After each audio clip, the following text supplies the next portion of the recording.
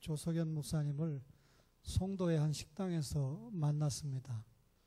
제가 먼저 가서 기다려야 되겠죠. 저를 보자마자 송도가 국제도시야. 내가 살고 있는 청라도시가 국제도시라고 소문났었는데 청라는 아무것도 아니야 하면서 앉으시더라고요. 이 어른이 어떻게 송도를 그렇게 잘 아시나 봤더니 처음 만들어졌을 때 그분에게 아들이 셋인가 있는데 첫째는 목사고 둘째는 삼성전자의 상무입니다. 여러분이 가지고 있는 갤럭시 7의 중요한 것을 그분이 개발했기 때문에 굉장히 대우를 잘 받고 있대요. 그래서 아버지를 저는 처음 듣습니다. 뭐 피에스타, 갯벌바위, 무슨 호텔 쭉 얘기하면서 아들이 꼭 하면 불러가지고 아버지 나오세요 해서 대접을 했다는 거예요. 참 이 목사 아들보다는 회사 다니는 아들을 두는 것이 훨씬 좋겠다 하는 생각을 제가 순간적으로 해봤는데, 제가 설교하면서 좀처럼 이런저런 얘기 안 하잖아요. 왜 그럴까요? 여러분, 오늘 우리가 에베소에 세워진 에베소 교회를 생각하는데, 에베소가 그 당시로 말하면 국제도시입니다. 소아시아에 7도시가 있는데 이 세계 3대 도로망이 이 에베소를 통과할 만큼 무역이 발달하고 상업이 발달해서 대단히 경제적으로 풍요했던 도시가 에베소다 하는 이야기를 말씀을 드리고요. 정치적으로 말할 때 그 당시는 로마가 동서양을 통치할 때 아닙니까? 근데 에베소만큼은 자치권을 부여를 했기 때문에 로마 군대가 주둔하지 않았습니다. 그리고 민회가 있었고 순회 재판소가 있을 만큼 대단히 로마에서 자치권을 부여했던 도시가 에베소라고 하는 그런 도시입니다. 우리가 소아시아 7교회 이야기할 때 에서버두 사빌라 7교회를 이야기하는데, 사실 그 당시에 우리가 호주로 말하면 우리가 생각하면 수도가 시드니다 이렇게 생각하는데 그 이웃에 있는 작은 도시인 캔버라가 수도라고 그럽니다. 마찬가지로 소아시아의 수도는 명목상으로는 버가모였지만 실제적인 수도는 에베소였습니다. 만약에 세종시를 실제적인 수도라고 결정을 한다고 해도 우리가 생각할 때는 명목상 수도가 세종이지 실제 수도는 서울이다 이렇게 생각하는 것과 마찬가지로 에베소는 굉장히 경제적으로도 화려했고 정치적으로도 자치권을 가지고 있는 그런 도시였습니다. 그런데 이런 도시가 종교적으로는 예수님을 잘 섬기는 도시가 아니고 황제 숭배를 했을 뿐만 아니라 세계 7대 불가사의라고 하는 아데미의 신전이 있었던 도시가 이 에베소입니다.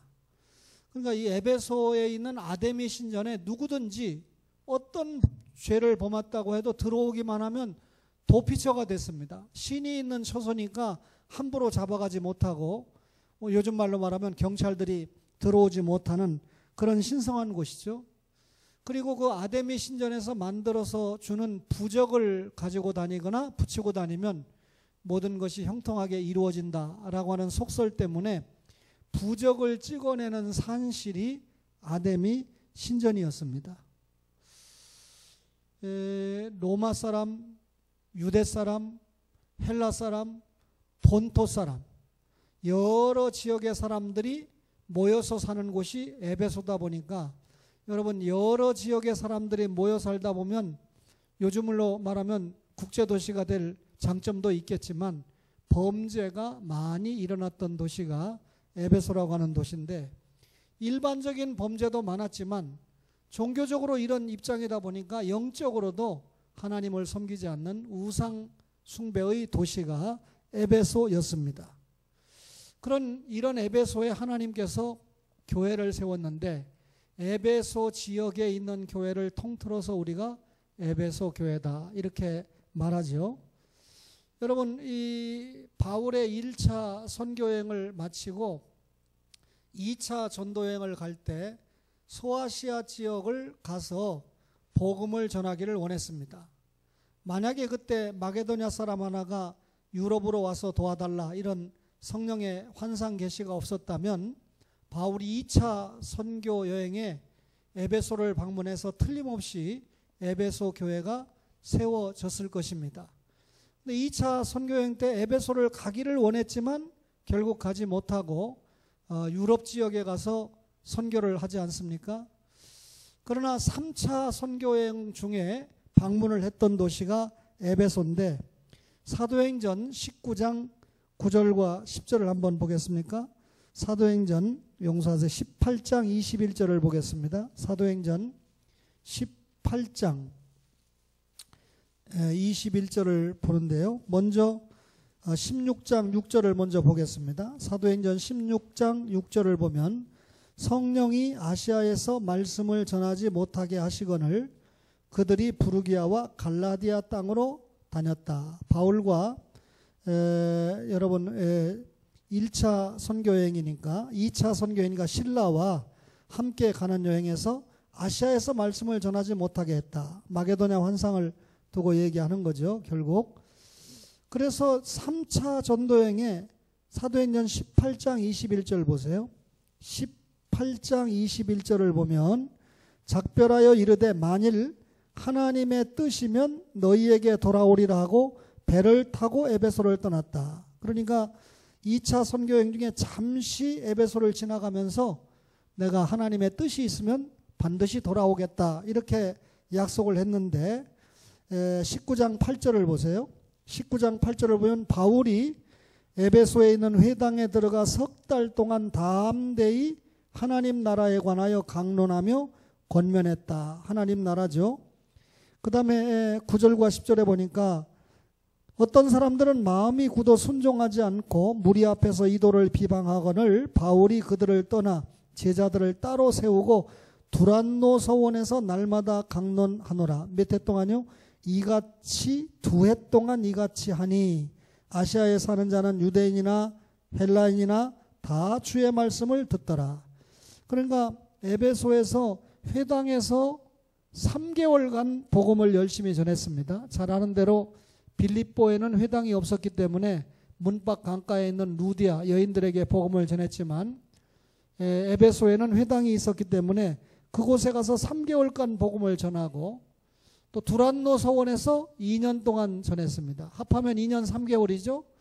또 다른 기간을 합쳐서 소아시아의 에베소에서는 3년 동안 바울이 복음을 전하고 요즘 말로 담임 목사 역할을 감당을 했습니다. 그러면 바울이 열심히 전도해서 세워진 교회가 에베소 교회죠. 근데 에베소 교회를 통해서 세워진 교회가 여러분 골로새 교회, 라오디게아 교회, 히에라볼리 교회, 그리고 오늘 우리가 계시록 2장을 읽었는데 제일 먼저 에베소 교회죠. 그 다음에 서모나 교회, 그 다음에 사대 교회, 라오디게아, 버가모, 빌라델피아, 이 교회들이 다 에베소 교회가 먼저 세워지고 에베소 교회를 통해서 세워진 교회들입니다. 그렇죠?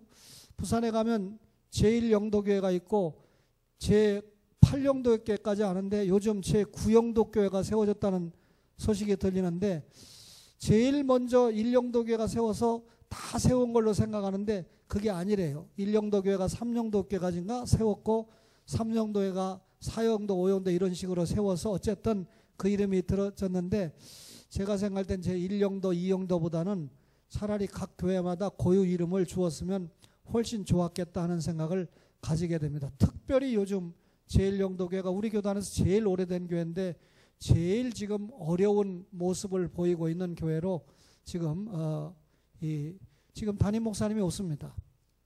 그래서 신학교 교수님들이 돌아가면서 지금 설교를 하고 있는데 담임 목사님을 청하려고 해도 일부 장로님들이 반대를 해서 청하지를 못하고 있대요. 일부 장로님들이 어떠냐면 노회에서 치리를 받았대요. 그분들이 이야기하를 우리 치리가 해벌될 때까지는 담임 목사 청하지 못한다. 결국은 담임 목사를 우리가 청하겠다는 거죠. 그러니까 여러분 보니까 역사가요. 교회에 1000명이 있으면 950명이 찬성해도 50명이 반대하는데 반대하는 50명이 아주 극렬파거든요. 그러면 그 일이 안 되더라고요. 참 그래서 하나님 앞에 신앙을 바로 갖는 게 참 중요할 것 같아요.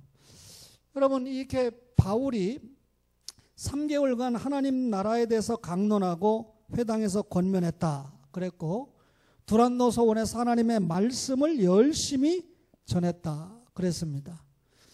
바울이 얼마나 능력 있게 복음을 전했던지, 바울의 손수건이나 앞치마를 갖다가 병든 사람에게 얹으면 그 병이 떠나가고 악기도 떠나간다고 믿을 만큼 대단한 능력을 발휘하면서 하나님의 말씀을 전했습니다.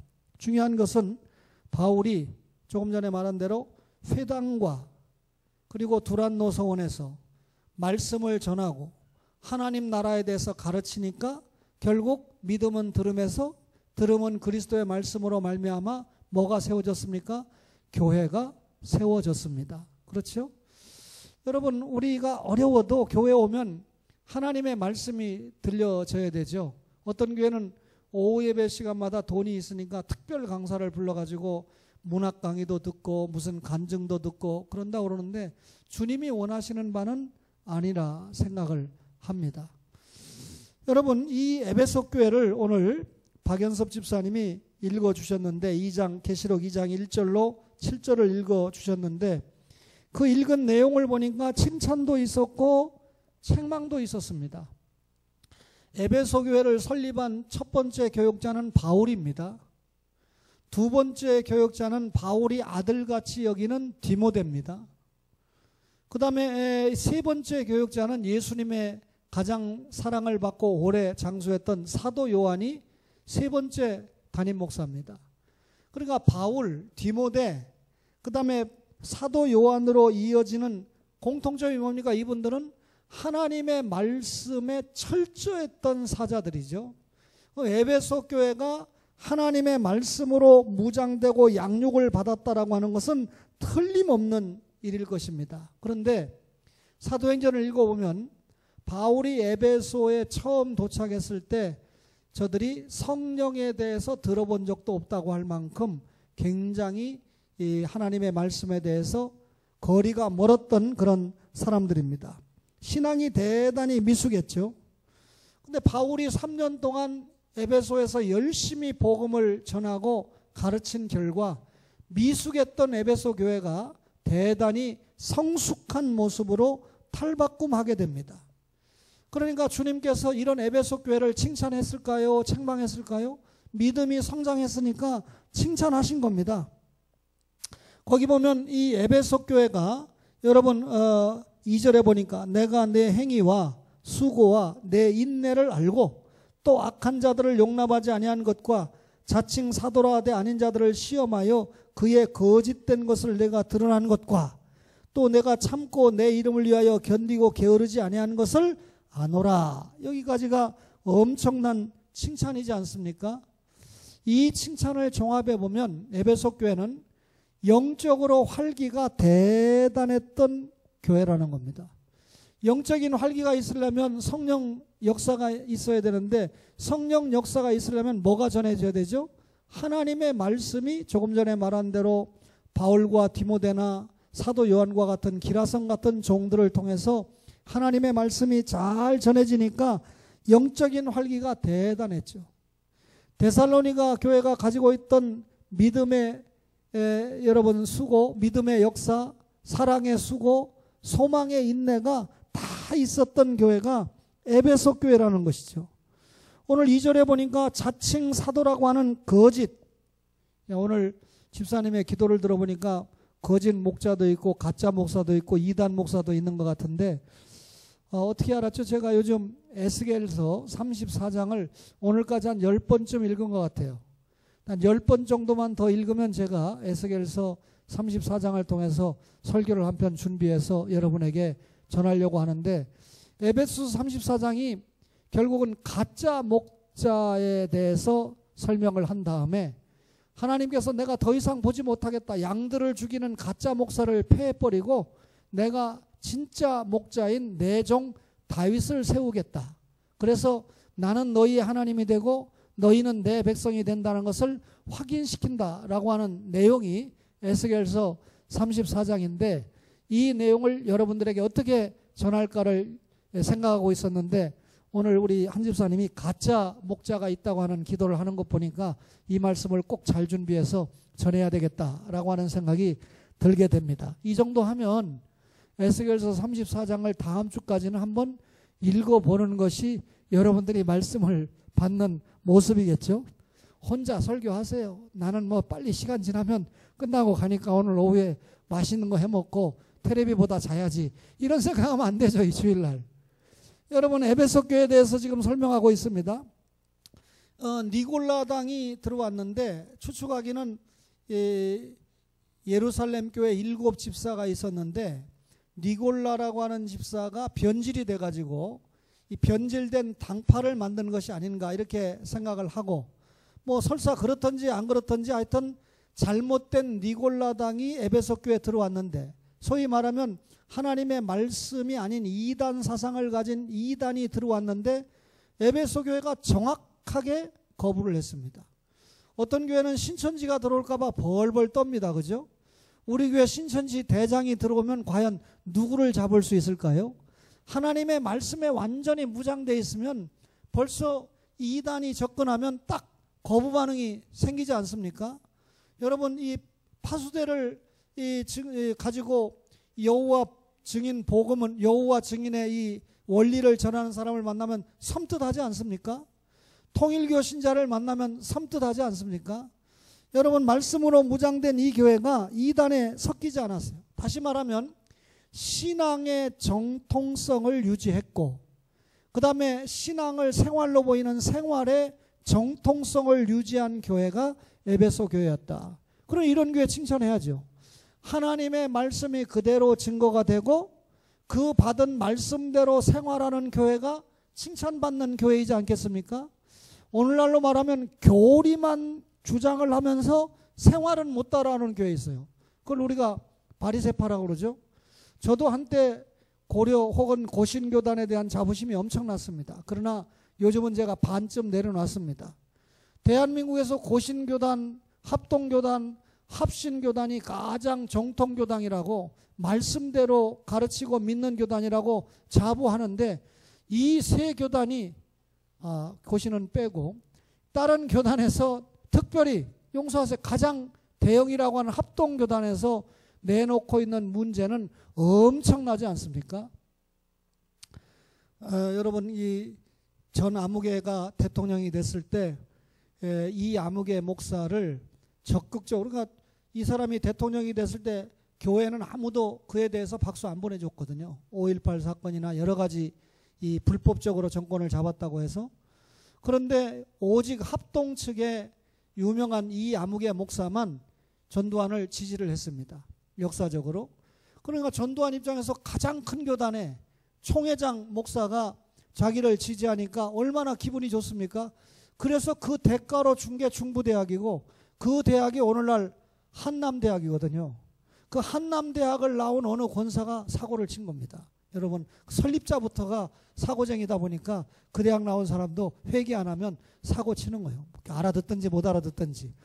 그러니까 여러분, 이 대전에 있는 한남대학의 뿌리는 굉장히 사실 좋지 않은 거죠. 전두환 정권이 자기를 지지했던 목사에게 주어서 만들어진 그 재단이니까. 여러분, 이런 어떤 역사가 있는데 에베소 교회는 이런 칭찬이 있었던 교회입니다. 신령한 교회였고, 여러분, 신앙과 생활을 일치시켰던 아주 중요한 교회가 에베소 교회입니다. 여러분, 믿음이 바르면 생활로 나타나야 돼요. 우리가 균형 잡혀 전도도 열심히 해야 되고, 기도도 열심히 해야 되고, 말씀도 열심히 읽어야 되고, 봉사활동도 열심히 해야 되고, 어른도 잘 섬겨야 되고. 오늘 장로님들이 우리 30주년 맞이했으니까 우리 교회 나오지 못하는 안장순 할머니나 이음전 집사님까지 다 초청을 해서 어른들을 한번 제대로 한번 대접해보자 하는 안도 당에서 있었습니다. 그러니까 이런 것이 다 교회가 해야 될 중요한 일들이지 않습니까? 그래서 여러분, 아무리 봐도 게으른 사람은 신앙생활 잘 못해요. 부지런한 사람이 신앙생활 잘하고 봉사도 잘하더라고요. 그래서 성경이 뭐라고 그랬습니까? 로마서 12장 11절에 부지런하여 게으르지 말고 열심을 품고 주를 섬기라 그랬고, 고린도전서 15장 58절에 항상 주의 일에 힘쓰는 자들이 되라 그랬습니다. 그런데 이런 에베소 교회 책망도 있었어요. 뭘 잃어버렸다는 거죠? 잊어버린 게 아니고 잃어버린 거죠. 첫사랑을 잃어버렸다는 것입니다. 여러분, 에베소 교회가 주님의 칭찬을 받을 만큼 성숙한 교회였지만 치명적인 약점이 하나 있어요. 지금 사도 요한이 요한계시록을 계속 기록했을 때가 대략 95년경으로 봅니다. 그러면 에베소 교회가 세워진 건 그보다 30여 년 전이라고 볼 수 있습니다. 바울이 30여 년 전에 개척한 교회가 에베소 교회인데, 이 에베소 교회를 향해서 편지를 썼던 때가 62년, 바울이 죽기 전에 로마 감옥에서 쓴 편지가 에베소서 아닙니까? 그리고 에베소서인데 이 요한계시록에 기록된 데는 약 95년경이라고 그랬죠. 근데 바울이 에베소에서 약 3년 동안 목회를 했는데, 바울이 목회했던 그 에베소 교회가 사랑이 넘치는 그런 교회였습니다. 첫사랑이 넘치는 교회였습니다. 주님을 향한 사랑이 뜨거웠고 성도와 성도 간의 사랑이 뜨거웠던, 왜냐하면 말씀대로 믿고 말씀대로 살았던 교회니까요. 그랬는데 지금 주님 앞에 책망을 받기를 약 30년이 지나서 너에게 책망할 것이 있는데 첫사랑을 잃어버렸다 그랬습니다. 에베소서 1장 15절 보세요. 에베소서 1장 15절 16절을 보겠습니다. 이로 말미암아 310페이지 이로 말미암아 주 예수 안에서 너희 믿음과 모든 성도를 향한 뭐를 나도 들었다? 사랑을 나도 듣고 내가 기도할 때 기억하며 너희로 말미암아 감사하기를 그치지 않는다. 성도와 성도 간에 엄청난 사랑이 있었던 교회가 에베소 교회였어요. 그래서 바울이 에베소 교회 편지를 보낼 때만 해도 첫사랑이 많았다, 칭찬이 될 만한 사건인데, 지금 사도 요한이 기록한 요한계시록에서는 에베소 교회가 사랑이 없다고, 사랑을 잃어버렸다고 책망을 받고 있습니다. 다시 말하면 에베소 교회가 사랑이 많았던 교회에서 변질이 됐다 그 말이죠. 왜 변질이 됐을까요? 참 주의 종들이 가르칠 때는 사랑이 많았는데 거짓 사도가 들어와서 가르치면 사랑이 식는 겁니다. 거짓 사도의 목적은 자기 배를 불리는 게, 경건을 이익의 도구로 삼는 게 거짓 사도의 목적이지 않습니까? 그러니까 여러분, 밖으로부터 에베소 교회가 들어오는 이 처음에 니골라당과 같은 그런 이단을 방어하는 데 보니까 사랑이 식는 겁니다. 여러분, 정통교회일수록 사랑이 약해요. 고신교회, 합동, 개혁 사랑 약합니다. 성결교회나 감리교회 가면 성도 간의 사랑 이게 굉장히 많아요. 왜 그런지 압니까? 정통교회일수록 이단이 들어오는 걸 막기 위해서. 그러니까 여러분, 마르틴 루터와 칼빈을 이야기하는데, 옛날에 뭐 제가 그런 얘기 한들 뭐 귀담아 들었겠습니까? 그런데 공부한 신아무개 집사가, 아이고 루터는 칼빈에게 상대도 안 된다는 거예요. 배웠다는 거죠 이제. 예, 상대도 안 되죠. 루터는 개혁을 시작만 해놨을 뿐이고 칼빈이 모든 신학적으로 완성을 했기 때문에 우리가 칼빈주의라고 할 만큼 대단한 분인데, 루터는 천주교가 믿음으로 말미암아 구원받는다는 것에서 떠난 가짜 교리를 가르치니까 그거하고 싸우느라고 생명을 걸었어요. 그러니까 생활이라든지 선교라든지 이런 건 생각할 여가가 없습니다. 오직 믿음으로 구원받는 거야. 너희는 성경을 떠나서 잘못돼서, 이런 투쟁만 하다 보니까 믿음의 교리는 지켰을지 몰라도 생활의 사랑은 없어진 겁니다. 경직되고. 그래서 나중에 역사적으로 사랑을 주장했던 경건주의가 등장을 했던 거 아닙니까? 그러니까 여러분, 우리가 교리도 확실하게 강조해야 되지만 거기에 걸맞는 생활도 따라와서 사랑이 깃들여져야 된다 그 말이죠. 제가 용서하세요. 어떤 선교사님이 저에게 아들인가 딸인가 결혼한다고 청첩을 보냈는데 제가 다음 주인데 안 가려고 그럽니다. 물론 축의금도 안 합니다. 깨닫게 하기 위해서. 그 선교사 내가 많이 도와줬어요. 제 아들이 2년 전 10월 18일인가 결혼하는데 10월 2일인가 선교지로 돌아가는데 제가 시찰장으로서 또 개인적으로 용서해서 20만 원을 줬어요. 그리고 그 자리에서 제 아들 청첩장이 나눠줬습니다. 서기에 의해서. 그러면 20만 원 받았으면 축의금 5만 원이라도 내놓고 가야 원칙 아니에요? 내 마음에. 그런데 아무 말도 없이 그냥 가는 겁니다. 받으만 먹었지. 그래놓고 뻑하니 와서 자기 아들 장가 간다고 저한테 초대장을 딱 보냈어요. 예? 오해하지 마세요. 이 사람이 내가 그 축임을 보내고 찾아가 주면 깨달을 거다 생각하면 내 100번 갑니다.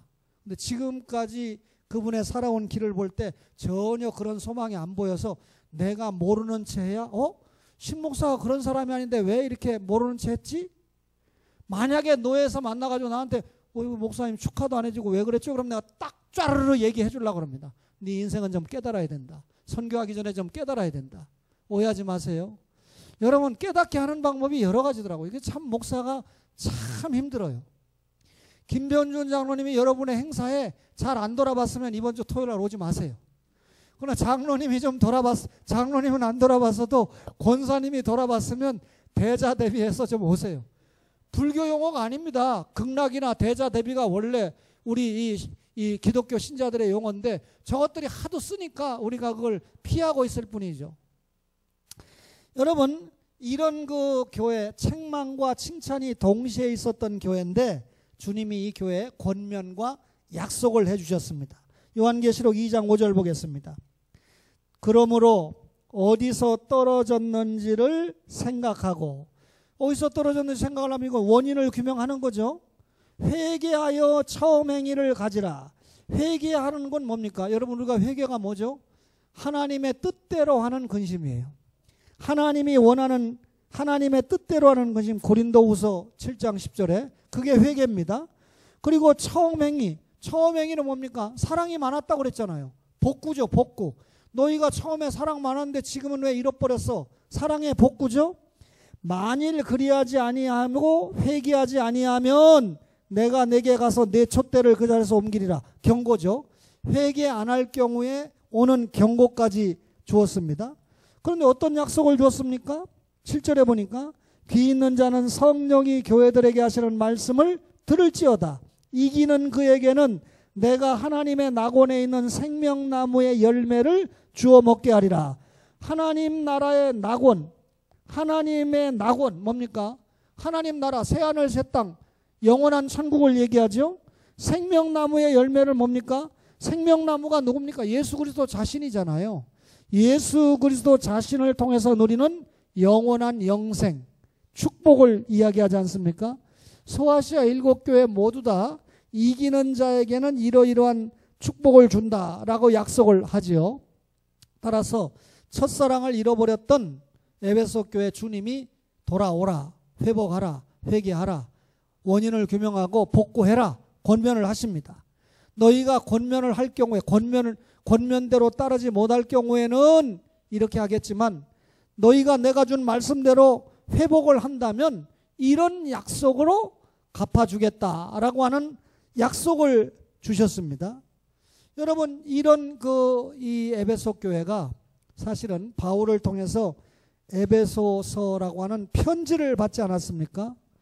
바울이 옥중에서 쓴 편지가 에베소서, 빌립보서, 골로새서, 빌레몬서라고 하는 4권인데 조금 전에 말씀드린 대로 이 에베소라고 하는 도시는 아데미 신전을 통해서 엄청난 이 영향을 받고 이방 아데미 신을, 그러니까 이 아데미 신전에서 섬기는 여신 다이아나를 섬기는 그런 연약에 빠져 있었습니다. 그리고 이런 우상 숭배 때문에 온갖 부정적인 행위들이 만발해 있었죠. 여러분 우상이라는 게 뭡니까? 하나님을 섬길 자리에 다른 것으로 대체해 놓는 게 우상이죠.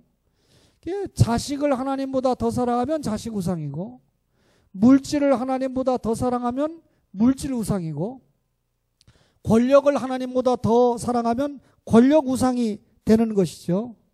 여러분 이 에베소 교회에 하나님께서 바울을 통해서 에베소서라고 하는 편지를 써서 보냈는데, 우리 성경에는 에베소에 있는 교회들에게 편지했다 이러지만 이 성경을 베낀 바티칸 사본이나 시내산 사본에 보면 에베소에 있는이라는 말이 빠져 있습니다.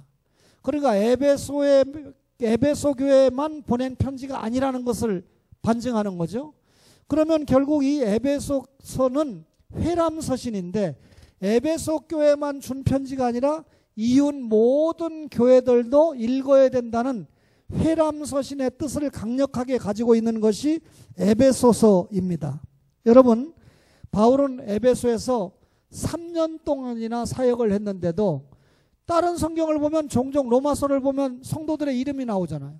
근데 에베소서를 읽어보면 단 한 명의 에베소 교회 성도의 이름이 나오지 않습니다. 이것은 무엇입니까? 에베소 교회 보낸 편지가 아니고 모든 성도들에게 보낸 편지였을 가능성이 크다는 거죠. 그럼에도 불구하고 분명한 것은 로마 감옥에서 에베소서, 골로새서, 빌레몬서 이렇게 4권의 이 빌립보서까지 성경을 기록했다는 것은 틀림없습니다. 에베소 교회를 읽어오면 교회론을 굉장히 강조하지 않습니까? 여러분, 우리가 하나님의 말씀을 대할 때 계시론, 그 다음에 신론, 그 다음에 인재론, 그 다음에 기독론, 그 다음에 구원론, 예수 믿고 그 다음에 교회론, 그 다음에 말세론, 이렇게 7가지 단계를 기초적으로 확실하게 정립을 해야 하나님의 말씀을 균형 있게 볼 수 있는데, 그 가운데 특별히 교회론을 강조한 책이 에베소서고 기독론을 강조한 책이 골로새서입니다. 여러분, 이렇게 바울이 에베소에 편지를 보냈는데 오늘 우리가 선교회 헌신예배이지 않습니까? 세계 선교의 모체가 된 교회는 예루살렘 교회입니다. 예루살렘 교회를 통해서 안디옥 교회가 세워지고 사마리아 교회가 세워지고 여러 지역의 교회가 세워지지 않았습니까? 그런데 이방 선교의 모체가 된 교회는 수리아 안디옥 교회죠. 그곳에서 바울과 바나바, 바울과 실라를 파송을 해서 세계의 지도를 기독신자 지도로 바꾸는, 예수 믿는 지도로 바꾸는 역할을 감당하지 않았습니까? 안디옥 교회가 대단히 중요한 역할을 했죠. 그런데 터키를 중심으로 한 소아시아 지역의 복음을 전하는 데 있어서 중요한 역할을 한 교회가 에베소 교회입니다. 여러분, 그런데 오늘날 우리가 성지순례를 가다 보면 에베소 교회는 완전히 역사로만 남아있는 그런 교회가 되고 말았죠. 잘 아시다시피 622년에 마호메시라고 하는 사람이 이 이슬람교를 만들게 되면서 중요한 소아시아 7교회가 있는 터키 지역이 어디로 들어갔습니까? 이슬람 수중에 들어가다 보니까 결국 이슬람이라는 종교 때문에 기독교가 엄청난 손해를 보는데, 우선 첫 번째 손해가 뭐냐면 이슬람이 지배하고 있는 지역은 복음을 전하지 못하는, 선교가 제한되는 겁니다. 선교사들이 들어가 봐야 죄송한 얘기지만 거의 헛방치기 하는 겁니다. 전혀 복음을 전하기 어려운 입장이죠. 그 다음에 우리 기독교가 가지고 있는 중요한 성지들의 상당 부분이 이슬람권에 들어가 있으니까, 지금 여기 우리 에베소 교회 공부하는데 에베소 교회도 지금 어디 지역에 있습니까? 터키 지역에 있다 보니까 당연히 이슬람 지역이다 보니까 그냥 유적으로만 남아있지, 가나들이 안 없앤 이유가 성지순례 가면 돈이 생기니까 내비둔 거지, 거기에 무슨 교회가 있어가지고 전도를 한다거나 복음 사역을 하고 있지 못하잖아요. 그러니까 결국 제 생각입니다만 에베소 교회가 철저하게 회개하지 못했기 때문에 하나님 앞에 이 축복을 이어가지 못한 것이 아닌가. 그러나 또 다르게 해석할 수 있습니다. 언젠가는 하나님 때가 돼서 이슬람 지역이 기독교 신자로 변화가 되고 다시 초대교회의 찬란한 기독 문화가 부활이 된다면 하나님께서 또 기회를 주시겠지만, 현재 이슬람의 모습으로 봐서는 정말 우리로서는 어렵습니다. 그러니까 오늘 오전에 배운 대로 어떻게 하죠? 기도해야 됩니다. 결국은 하나님이 하셔야 됩니다. 하나님이 우리를 통해서 하셔야 되죠. 그렇죠? 여러분, 결국 이슬람보다 우리가 정치, 경제, 문화 모든 면에서 잘 살게 되면, 보세요. 트럼프가 나오는데 이슬람이 무조건 트럼프 정책에 반대해야 되지만 사우디나 다 이 수니파가 있는 지역의 이슬람들은 미국하고 친해가지고 가깝게 하려고 그러잖아요. 그죠? 그러니까 결국 우리가 강할 수밖에 없습니다. 우리가 강하면 아베가 손 들을까요? 안 들을까요? 손 들겠죠. 기도하겠습니다.